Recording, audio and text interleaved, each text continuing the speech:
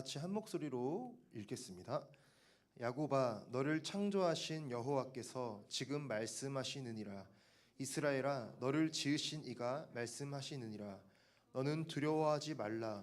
내가 너를 구속하였고 내가 너를 지명하여 불렀나니 너는 내 것이라. 아멘. 여러분은 어떠한 기준으로 자기 자신의 가치를 판단하시나요? 또는 여러분이 스스로 자기가 괜찮은 사람이라고 여기는, 생각하는 그러한 근거가 무엇인가요? 우리는 끊임없이 자기 자신의 가치를 더 드러내려 하고 증명하려 하고 사람들에게 인정받기를 원합니다. 그래서 가령 더 좋은 성적을 얻는다거나 더 좋은 직장에 들어간다거나 내가 원하는 이상형과의 교제를 꿈꾼다거나 아니면 내가 사고 싶었던 그런 물건을 산다거나 또는 더 이런 자신이 꿈꾸는 그러한 목표를 향해 노력함으로써 그러한 것을 성취함으로써 우리가 더 가치 있는 사람이란 것을 증명하려고 노력을 합니다. 이와 같이 자기 자신의 가치를 증명하려고 노력하는 것은 사실 너무나 멋진 일이고 칭찬받을 일이지만 사실 하나님이 아닌 그런 어떤 그냥 다른 것으로 하나님이 아닌 이 세상의 그런 모든 기준들로 자기 자신의 가치를 세우려고 하고 그것으로 자기 자신의 정체성을 삼으려고 할 때 그것이 진정으로 우리에게 만족감을 줄 수 있는가, 그것에 대해서 오늘은 한번 살펴보기를 원합니다. 만약에 어떠한 사람이 자기 자신의 가치는 나는 더 많은 돈을 버는 것으로 나는 내 가치를 드러낼 거야 라고 한다면 자기가 더 많은 연봉을 주는 그런 회사에 가거나 많은 돈을 벌면은 자기 자신을 이제 만족을 느낄 수 있고 행복을 누릴 수가 있습니다. 하지만 만약에 자기보다 더 많은 돈을 벌거나 자기보다 더 잘 살거나 또는 노력하지 않았는데 정말 많은 돈을 가지신 그런 분들이 있잖아요. 그런 분들을 보면은 자기 자신에 대해서 더 상대적으로 불행감을 느낄 수도 있고 상대적으로 박탈감을 느낄 수도 있습니다. 그래서 우리가 더 많이 버느냐, 더 많이 가지느냐 이러한 것으로 우리 자신의 가치를 증명하려 할 때 이것은 우리에게 완전한, 우리에게 완벽한 우리의 만족을 주지 못한다라는 것을 한번 생각을 해볼 수가 있습니다. 만약에 우리가 내가 원하는 어떠한 물건을 얻음으로써 소유함으로써 그것으로 나는 행복을 누리겠다라고 생각을 할 수가 있습니다. 가령 전자기기를 좋아하는 사람이 있다고 한다면 새로 나온 그런 아이패드나 아이폰이나 또는 그런 전자기기를 보면서 그러한 것을 만약에 내가 사려고 마음을 먹었다면 사기 위해 열심히 서칭을 하고 열심히 알아보고 알아보는 과정이 그 사람에게는 즐거움이 될 수 있겠죠. 행복이 될 수 있겠죠. 그런데 만약에 그것을 구매했는데 얼마 지나지 않아서 더 새롭고 더 좋은 그러한 모델이 나올 때 그 사람은 또 그 새로운 것을 향한 그런 욕구, 가지고 싶다 하는 그런 마음이 생기게 됩니다. 저도 한 5년 전쯤인가요? 4년 전쯤 그 맥북을 쓰고 있는데 맥북에서 M1이라고 하는 그 제품이 새로 딱 나왔습니다.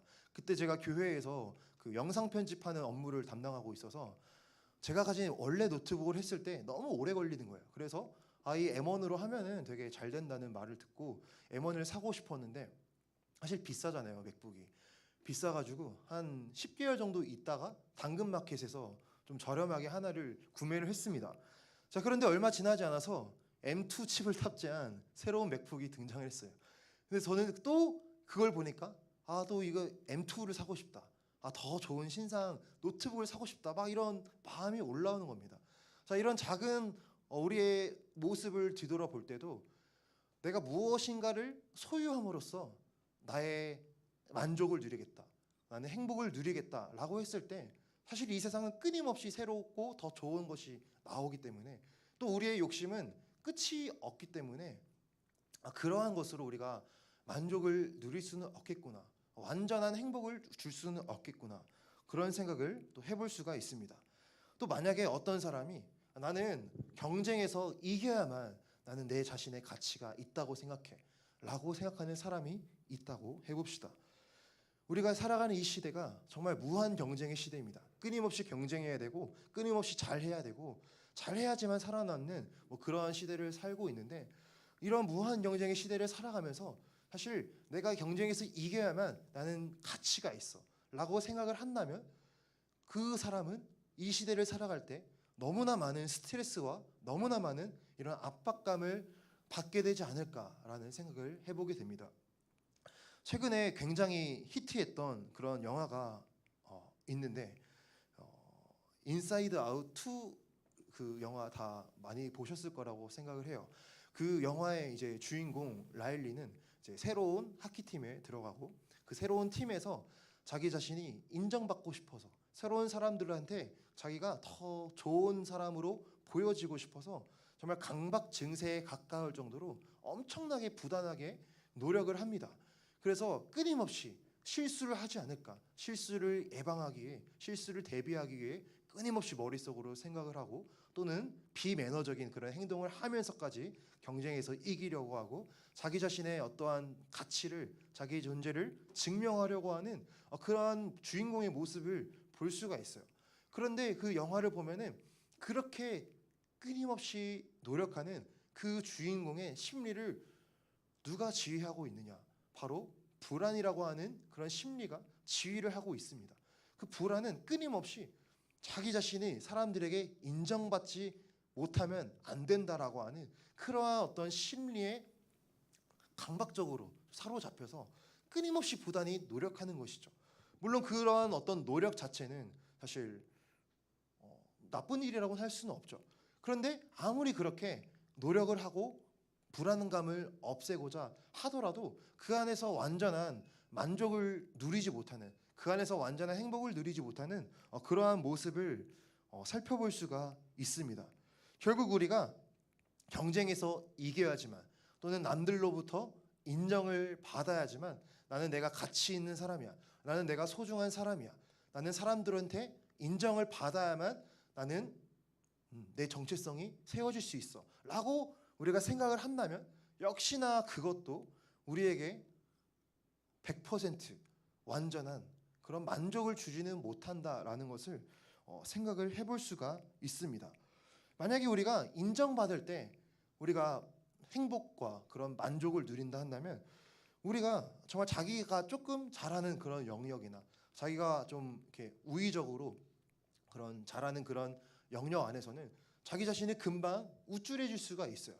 그런데 또 한편으로는 남들 다른 사람이 자기보다 더 잘한다거나 다른 사람이 자기보다 더 막 이렇게 잘 나가는 그런 잘하는 모습을 보았을 때 우리 마음이 금방 좀 의기소침해지거나 금방 이렇게 열등감을 느끼는 그러한 우리들의 모습을 보지는 않나, 그런 생각을 해봅니다. 그래서 어떤 그 심리학자도 우월감과 열등감은 동전의 양면이다라고 말을 합니다.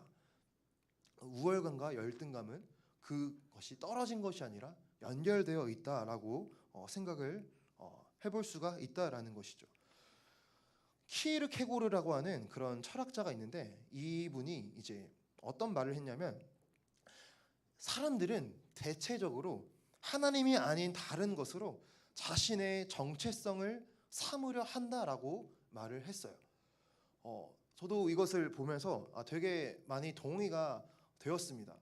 우리는 끊임없이 처음 제가 드렸던 질문과 같이 무엇으로 자기 자신의 가치를 드러내고자 하는지, 무엇으로 자기가 괜찮은 사람이라고 생각을 하는지, 그런 어떤 질문을 던질 때 내가 어떤 뭐 가지고 있는, 또는 내가 소유한, 내가 얻은 나의 어떤 경력이나 나의 뭐 직업이나 나의 어떤 전공이나 그러한 것으로 우리의 어떤 가치를 끊임없이 드러내려고 한다라는 것이죠. 하지만 여기서 이제 말한 하나님이 아닌 그 무언가로 우리의 정체성을 삼고 우리의 가치를 삼고 그것으로 출발한 우리의 마음은 결국에 우리의 마음 가운데서 그 하나님이 필요한 자리를 지어간다라는 것을 생각을 해볼 수가 있습니다. 하나님 외에 다른 것으로 내가 만족을 누릴 수 있다. 하나님 외에 다른 것으로 내가 행복을 누릴 수 있다. 하나님 외에 다른 것으로 내가 내 가치를 드러낼 수 있다라고 한다면 결국에 그러한 생각은 내 인생에는 하나님이 필요하지 않아. 내 삶 가운데는 하나님이 안 계셔도 돼.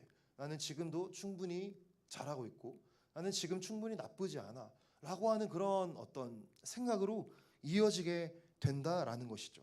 사실 이 세상에 많은 사람들은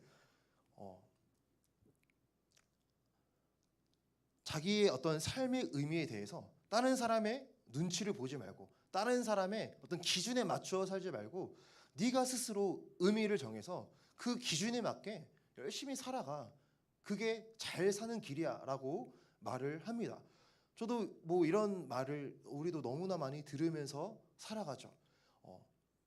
네가 스스로 너의 삶의 의미를 선택하고 세우고 그것을 위해 열심히 살아간다면 그것은 잘 사는 거야. 그게 너의 가치를 드러내는 길이야. 증명하는 길이야 라고 생각을 합니다. 자, 그래서 어떤 사람이 될지를 스스로 정하고 그렇게 되기 위해 살아가라 라고 말하는 것이 이 세상 대부분의 사람들의 어떤 생각이지 않나라는 것을 생각해 볼 수가 있어요. 이렇게 말하는 것이 실존주의라고 하는 그런 철학에서 말하는 것입니다. 너의 삶의 의미를 스스로 창조해. 그리고 그렇게 살아가 라고 하는 것이 대부분 이렇게 세상에서 말한다라는 것이죠. 사실 이것은 단순하게 생각하면 너무나 멋있는 말이라 할 수 있어요. 내가 내 삶의 주인이 되어서 내가 정한 의미를 따라 내가 정한 목표를 따라 열심히 사는 것이 사실 100% 완전 나쁘다라고 말할 수는 없습니다. 자, 그런데 결국에 우리가 이 생각만을 받아들이고 살아가게 되면은 아까도 말했듯이 내 삶 가운데 하나님에 대해서 하나님의 필요성을 느끼는 그러한 여지를 남겨주지 않는다라는 것이죠. 결국 내가 주인이고 내가 내가 판단한 대로 내가 정한 의미를 따라 열심히 살아가고 내가 이렇게 잘 살고 있는데 하나님이 내 삶에 왜 필요해? 라는 생각으로 이어질 수가 있다라는 것이죠. 하지만 우리는 정말 성경을 믿는 사람들이라면 대부분의 사람들이 말하는 그러한 방식을 따라 살아가는 것이 아니라 성경이 말하는 성경의 하나님의 뜻을 따라 살아가는 것이 필요하다라는 것을 생각해 볼 수가 있어요. 사실 우리가 성경 안에서 우리를 생각해 볼 때 성경은 분명히 말하기를 삶의 의미를 스스로 창조하고 스스로 만드는 것이 아니라 하나님이 창조하신 삶의 의미를 발견하라라고 말하고 있어요. 우리 삶 가운데 하나님이 필요하다는 것을 성경은 끊임없이 말해주고 있습니다. 너는 하나님의 피조물이고 하나님 안에서 우리 삶이 완전해질 수 있다라는 것을 성경은 끊임없이 말한다라는 것이죠. 그리고 또 두 번째로 내가 원하는 대로 내 삶의 의미를 정하고 살아간다라고 했을 때 그것에 이제 하나 생각해 볼 수 있는 것은 결국 그러면 그 삶 자체가 자기가 모든 것을 책임져야 되는 그런 삶으로 이어져야 된다라는 것이죠. 결국 내가 선택했고 내가 정했고 내가 세운 목표대로 살아갔는데 일이 잘못되거나 일이 틀어지거나 어떠한 게 잘 안 풀렸을 때 결국 그 모든 것도 자기 스스로가 다 책임을 지고 자기 스스로가 해결해야 되는 그렇게 이어지지 않나라는 것을 생각을 해볼 수가 있습니다. 그런데 우리는 사실 조금만 더 생각을 해보면 우리는 정말 똑똑하다고 스스로 괜찮다고 생각은 하지만 당장 내일이 어떠한 일이 일어날지 예측을 할 수 없고 내가 내 삶 가운데 일어나는 모든 일을 사실은 통제를 할 수가 없습니다. 통제할 수 있는 영역도 물론 많이 있겠지만 통제할 수 없는 영역도 너무나 많이 존재하고 그런 우리의 한계와 그러한 우리의 연약함을 끊임없이 마주하면서 살아가는 것이 우리들의 존재다라는 것이죠. 결국 아까 말했던 실존주의와 같이 네가 원하는 대로 의미를 정하고 살아가라 라고 하는 말을 받아들이게 되면은 하나님의 필요성도 배제하고 우리 삶의 연약함에 대해서 내 스스로가 다 책임을 지고 떠안아야 되는 그러한 삶으로 이어지기 때문에 결국 이것도 우리에게 완전한 해답은 될 수가 없다라는 것을 한 번쯤은 생각을 해볼 수가 있습니다. 결국 우리는 성경 안에서 이 대안을 찾을 수가 있습니다. 제가 처음 들었던 질문이 우리 자신은 어떠한 기준으로 자신의 가치를 판단하는지, 우리가 스스로 괜찮은 사람이라고 생각하는 그 근거가 무엇인지, 이 질문에 대해서 성경 안에서 우리가 답을 한번 찾아보기를 원합니다. 네. 우리가 만약에 우리가 건물주라고 죄송합니다. 우리가 빌라 한 채를 가지고 있다고 한번 상상을 해봅시다. 옥탑방이 딸린 그런 이제 빌라를 가지고 소유하고 있어요. 자, 그 옥탑방에 5년째 이제 세를 들어 살고 있는 한 청년이 있습니다. 그 청년은 5년 동안 이제 고시를 공부하면서 열심히 시험도 보고 열심히 노력했는데 5년 동안 계속 잘 안 되는 거예요. 잘 안 풀리는 거예요. 자, 그것에 대해서 만약에 내가 집 주인이라고 한다면 그 사람에 대해서 뭐 이렇게 생각을 할 수가 있겠죠. 저 청년은 좀 뭐 노력이 부족해서, 저 청년은 좀 열심히 하지 않아서, 정말 집중하지 못해서 저렇게 5년 동안 좀 이렇게 잘 안 풀리는 거야 라고 은연중에 생각을 할 수도 있고, 그 사람을 좀 이렇게 낮게 생각을 할 수가 있습니다. 자, 그런데 만약에 그 세들어 살고 있는 그 청년이 재벌 3세라고 알고 보니까 재벌 3세였는데 부모님의 도움을 안 받고 그냥 자기 스스로가 노력으로 한번 잘 살아보고자 그렇게 노력했던 그런 사람이라고 생각을 해봅시다. 자, 그렇다면은 그 사람에 대한 어떤 평가가 달라질 수 있어요. 저 사람이 그렇게 판단이 달라질 수도 있고, 또 그 청년의 입장으로 들어가서 생각을 해보면 다른 사람이 자기에 대해서 안 좋게 판단할 수도 있죠. 다른 사람이 자기에 대해서 무시를 할 수도 있겠죠. 그런데 그 사람은 어때요? 그 사람은 내 스스로가 나는 저 사람이 생각하고 저 사람이 판단하는 대로 열심히 노력 안 하는, 그냥 이렇게 살아가는 그런 이제 청년이라고 스스로 생각하는 것이 아니라, 자기 스스로 생각할 때 나는 사실 재벌 3세인데 나는 사실 마음만 먹으면 뭐든지 할 수 있는, 제 마음만 먹으면 정말 돈을 그냥 마음대로 쓸 수 있는 그러한 사람인데 나는 그냥 이렇게 하고 있는 거야. 그렇게 생각할 수 있겠죠. 결국 그 사람의 자기 자신에 대한 만족이나 그 사람이 자기 자신을 생각하는 정체성은 다른 사람이 자기를 어떻게 바라보고 어떻게 판단하는 것으로 좌지우지 되지 않는다라는 것을 생각을 해볼 수가 있어요. 이게 하나의 어떤 지연의 이야기지만 복음으로 연결시켜서 오늘 읽었던 말씀에 성경은 하나님께서 내가 너를 구속하였고 내가 너를 지명하여 불렀나니 너는 내 것이라고 말을 하고 있어요. 하나님께서는 우리를 선택하셨고 우리를 구원하셨고 우리를 하나님의 자녀로 삼아 주셨어요. 우리가 이 복음이 정말 우리 안에 정말 내면적으로 확실하게 하나님과의 관계 안에서 정립이 되어지고, 아까 말했던 그런 재벌 3세와 같이 자기 스스로에 대한 그런 이런 의지할 빽이 있는 거잖아요. 자기 스스로에 대한 하나님과의 관계 안에서 나는 하나님 안에서 이러한 정체성을 가지고 있는 사람이야 라고 하는 것이 정립이 되어 있다면 결국 그 사람은 주위에서 자기를 뭐라고 하건 말건, 자기를 무시하건 말건 그런 것에 의해서 자기의 마음이 흔들리지 않을 수 있다라는 것이죠. 제가 아까 처음에 말했던 하나님이 아니라 다른 것으로 자기의 가치를 드러내려고 할 때는 우리가 가진 소유나 우리가 가진 어떤 연봉이나 우리가 가진 어떤 사회적인 지위나 업적을 통하여서 우리 자신의 가치를 증명하려고 할 때면 사실 이 흔들리고 있는 또 급변하고 있는 또 무한 경쟁의 세상에서 살아갈 때 우리의 정체성이나 우리가 스스로 생각하는 그런 자기에 대한 자존감이 끊임없이 흔들릴 수 있고 끊임없이 상처를 받을 수 있고 끊임없이 무너질 수가 있다라는 것이죠. 자, 그런데 자기 자신의 가치에 대해서 본질적으로 하나님과의 관계 안에서 나는 누가 뭐라 해도 나는 하나님 안에서 하나님 나를 선택하셨고 하나님의 자녀이고 하나님 나를 사랑하셔 라고 하는 그러한 복음의 은혜가 충만하게 있는 그 사람이라면 이 세상을 살아가면서 그 어떠한 풍파나 그 어떠한 어려움이나 그 어떠한 다른 사람들이 자기에 대해서 말하는 그러한 것들이 있다 할지라도 흔들리지 않을 수가 있다라는 것입니다. 사도 바울도 고린도 전서에서 자기는 다른 사람이 자기를 어떻게 생각하는지 그것에 생각하지 않는다라고 말을 해요. 또 자기 스스로가 자기 자신을 판단하지도 않는다고 말을 해요.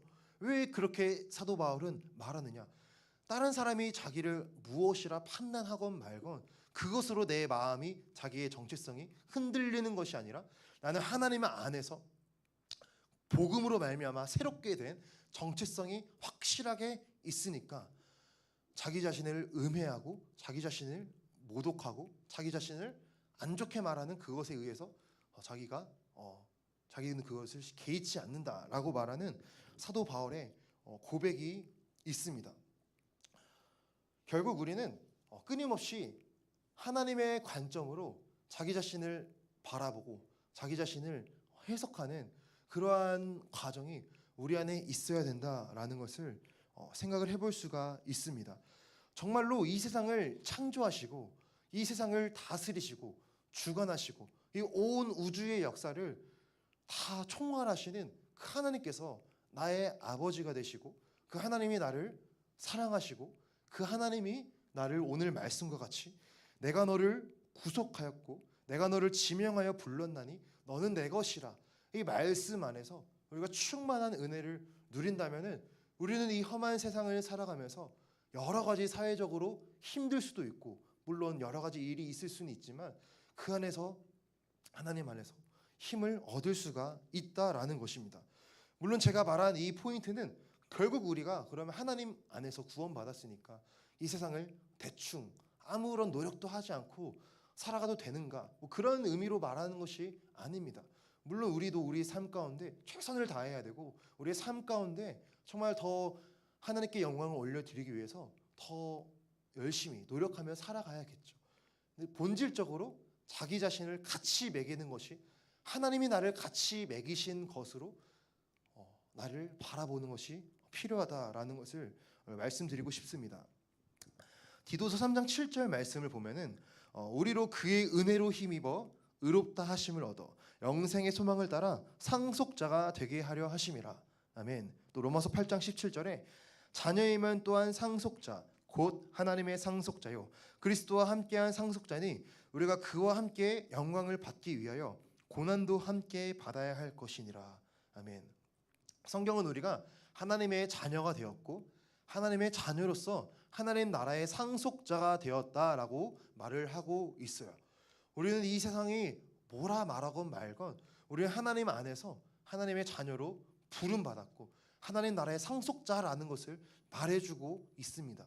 이 복음의 관계, 복음 안에서 누리는 이 자유함, 복음 안에서 누리는 자기 정체성을 우리가 정말 바로 세웠으면 좋겠습니다. 만약에 우리가 다른 사람이 나를 어떻게 판단하는 것으로 다른 사람이 나를 안 좋게 말하는 것을 때로는 들을 수가 있잖아요. 살다 보면 모든 사람이 다 나를 좋아하는 것도 아니고 모든 사람이 다 내 스타일과 맞지도 않습니다.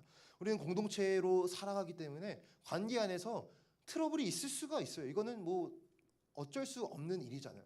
자기 자신을 좋아하지 않는 그러한 사람이 나에 대해 안 좋게 말하는 것 때문에 우리가 그것에 심하게 흔들리고 우리가 그것 때문에 심하게 우리 마음이 낙심되고 우울해진다면 정말 우리가 다시 한번 오늘 이 말씀을 살펴보면서 나는 다른 사람의 판단하는 것으로 내 가치가 정해지지 않아.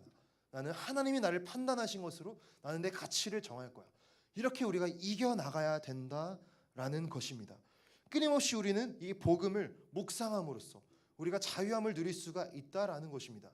마지막으로 예수님께서는 우리에게 이 자유함을 주시기 위해서 예수님께서는 우리에게 이 은혜를 주시기 위해서 자신이 직접 하나님에게서 버림을 받으셨다라는 것을 말해주고 있어요. 성령은 끊임없이 우리 대신해서 그리스도가 모든 값을 치르셨다라고 말해주고 있습니다. 처음 말했던 대로 하나님을 배제한 채 우리가 이 세상에서 얼마나 더 잘하고 얼마나 더 많이 가지고 얼마나 경쟁에서 우위를 점하고 그러한 것으로만 가치를 드러낼 수 있는 그런 사회 속에 살아간다면 우리는 너무나 힘들고 말 거예요. 우리 마음 너무나 지치고 말 거예요. 하지만 하나님께서는 이 세상을 그렇게 그냥 내버려 두신 것이 아니라 죄로 말미암아 망가진 세상을 그냥 그 상태로 내 스스로의 노력으로, 내 스스로의 선행으로, 내 스스로의 열심으로 모든 것을 이루어내야만 하는 그러한 세상을 만드신 것이 아니라 하나님은 본질적으로 가장 중요한 죄의 문제, 하나님과의 관계 회복하는 그 문제에 있어서 자신의 아들 예수님을 우리에게 보내주심으로써 예수님이 우리들의 모든 죄를 담당하게 하심으로써 우리가 하나님 안에서 자유함을 누릴 수 있는 그 은혜를 주셨다라는 것입니다. 하나님을 모르는 많은 사람들은 선한 일을 많이 해야지만, 우리가 열심히 공덕을 많이 쌓아야지만, 봉사활동을 많이 해야지만 어떤 마일리지 쌓듯이 그러한 것으로 우리가 복을 받고 그러한 것으로 우리가 내세가 있는지 없는지 모르겠지만 내세에 더 좋게 살 수 있지 않나 라고 생각하는 것이 대부분 사람들의 그런 마음이라고 할 수가 있어요. 하지만 성경은 우리에게 말하는 것이 너의 스스로의 열심으로부터 시작하는 것이 아니라 내가 열심히 선행을 쌓아서 포인트를 쌓아서 의롭다함을 받는 것이 아니라 이미 그리스도가 우리에게 행하신 그 일로 말미암아 너희가 의롭다함을 받았고 그것으로부터 너희가 시작해야 된다라고 말하는 거예요. 그리스도께서 이미 나를 용서하셨고 그리스도께서 이미 나를 새롭게 하셨다라고 하는 복음에서부터 출발을 하고 그 사랑에 감격해서 그 사랑으로 말미암아 우리가 이 세상에서 하나님의 말씀을 순종하면서 선한 일을 하면서 살아갈 수 있다라는 것이 성경에 말하고 있는 바입니다. 오늘 우리가 읽었던 본문 말씀을 다시 한번 읽고 우리 한번 찬양하고 기도하는 시간을 가졌으면 좋겠습니다. 야곱아, 너를 창조하신 여호와께서 지금 말씀하시느니라. 이스라엘아, 너를 지으신 이가 말씀하시느니라. 너는 두려워하지 말라. 내가 너를 구속하였고 내가 너를 지명하여 불렀나니 너는 내 것이라. 아멘. 하나님께서는 우리에게 이 급변하고 있는 이 정말 힘들고 이 끊임없이 불안이 올라오는 이 세상 가운데 살아갈 때에 너가 더 열심히 해야지만 살아남을 수 있어. 너가 더 이 변하는 트렌드를 따라와야지만 너는 살아남을 수 있어 라고 말을 하는 게 아니에요. 하나님께서는 이 급변하는 세상 가운데, 고통이 있는 이 세상 가운데 내가 너에게 그 고통을 해결할 수 있는 가장 필요한 것을 이미 지불했어. 그 고통을 해결하기 위해서 내가 직접 인간의 몸을 입고 와서 십자가에 달려 죽음으로 이 모든 고통의 근본적인 원인인 죄를 해결했어. 너는 이 예수님의 사랑 안에서, 그 안에서 자유함을 누리고 기쁨을 누리고 그 사랑으로 살아가야 돼. 그 사랑으로 너의 정체성을 삼아, 그 사랑으로 너는 이 세상을 하나님의 사랑을 비추는 사람으로 살아가라고 주님을 말씀해 주십니다.